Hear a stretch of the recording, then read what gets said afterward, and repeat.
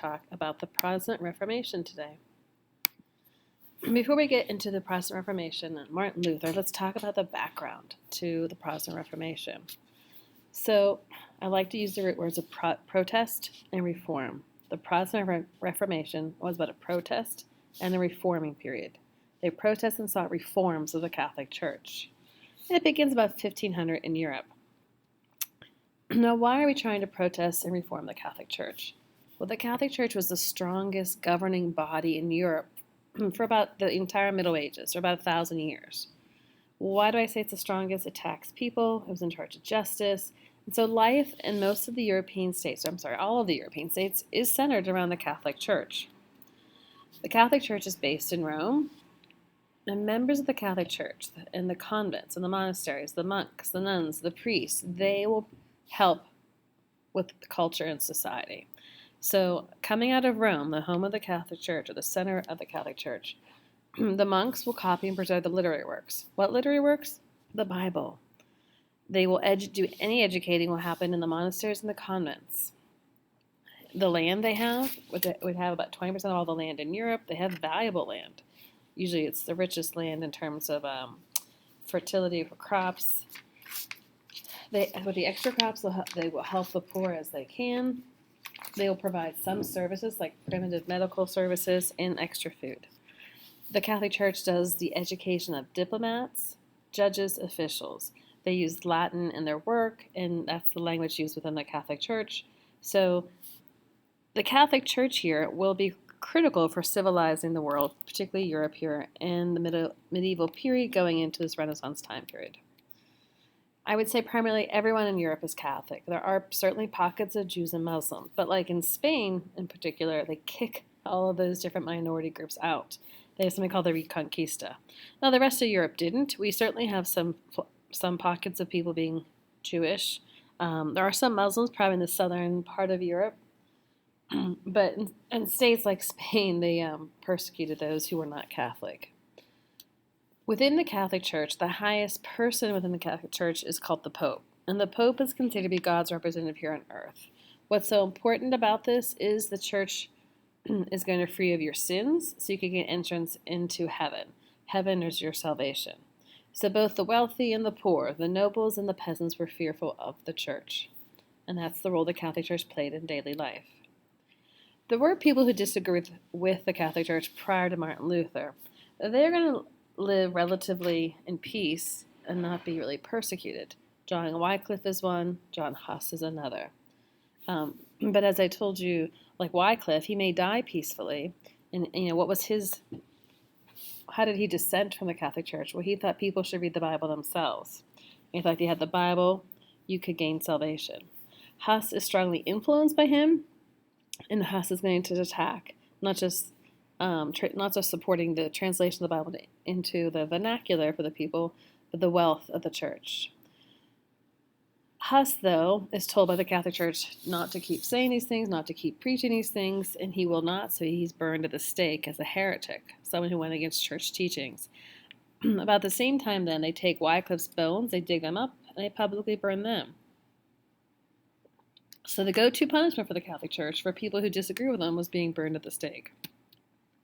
Well, in comes Martin Luther, and Luther's an interesting character.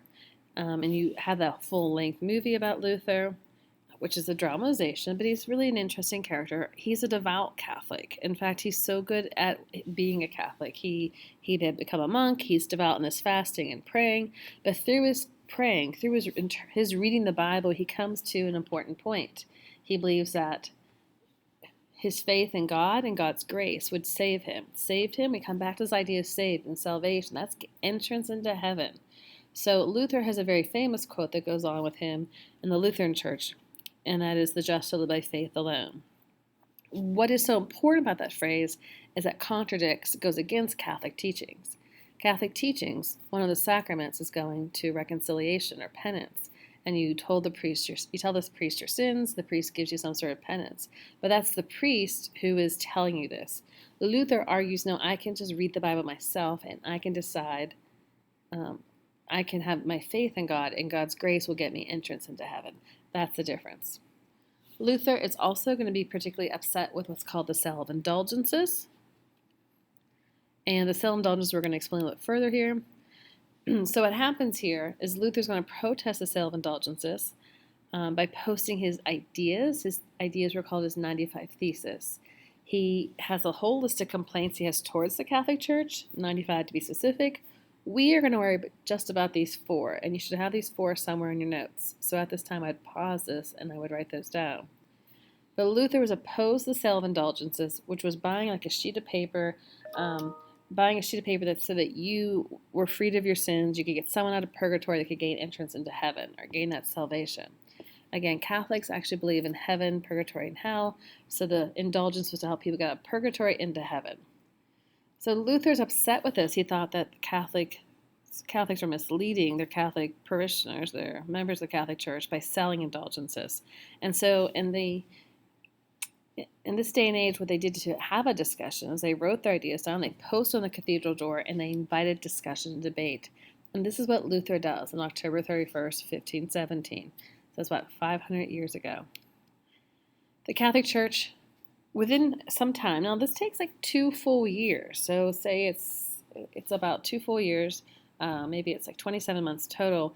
The Catholic Church is like, hey, Luther, don't do this. And how do they say that? They issue a papal bull.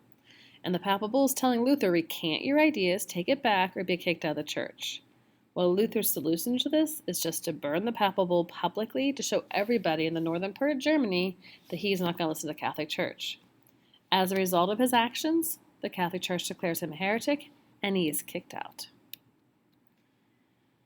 As a result, within those 10-12 months, the political leader has to decide, what do I do with him? And so the political leader is a Holy Roman Emperor, and his name is Charles V. He's going to figure out, should Luther be politically in trouble for his ideas? The church kicked him out. So he calls a meeting in the city of Worms. Worms is Germany. And the meeting of the German princes is called a Diet.